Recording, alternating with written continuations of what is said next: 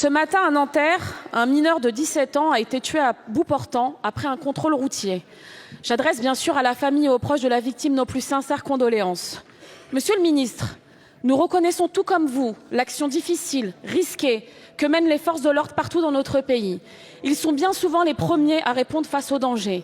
Mais l'usage des armes ne peut et ne doit se faire que dans des cas très précis qui représentent un danger vital pour le dépositaire de la force publique.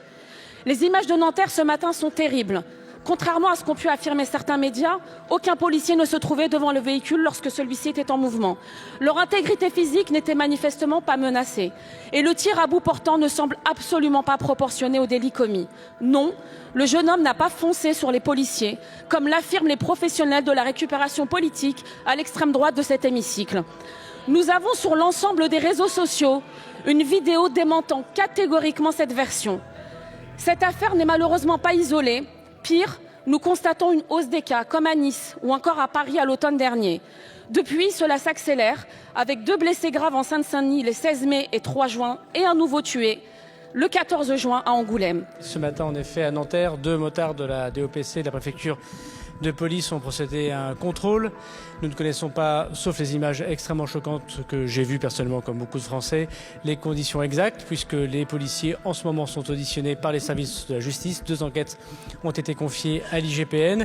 Et évidemment, je veux aussi dire que c'est un drame que ce jeune conducteur de 17 ans soit mort des suites de ce contrôle, manifestement. Mais je ne suis pas juge, je ne suis pas procureur de la République, madame, et je veux aussi être attentif à la présomption des fonctionnaires, de l'innocence des fonctionnaires de police. Cependant, madame, permettez-moi de ne pas être totalement d'accord avec la fin de votre question.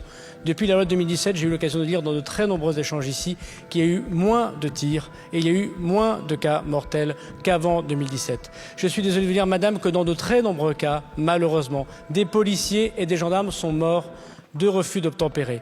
Et dans de très nombreux cas, il ne s'agit pas de le mélanger avec celui de ce matin, manifestement, ce sont des familles de policiers et de gendarmes qui pleurent leurs enfants. Alors non, bien sûr, le refus d'obtempérer ne peut pas être accepté, mais il n'est pas non plus, bien évidemment, capable d'accepter que des policiers tirent à bout portant sur des jeunes hommes ou des jeunes femmes, quel que soit l'âge d'ailleurs des conducteurs.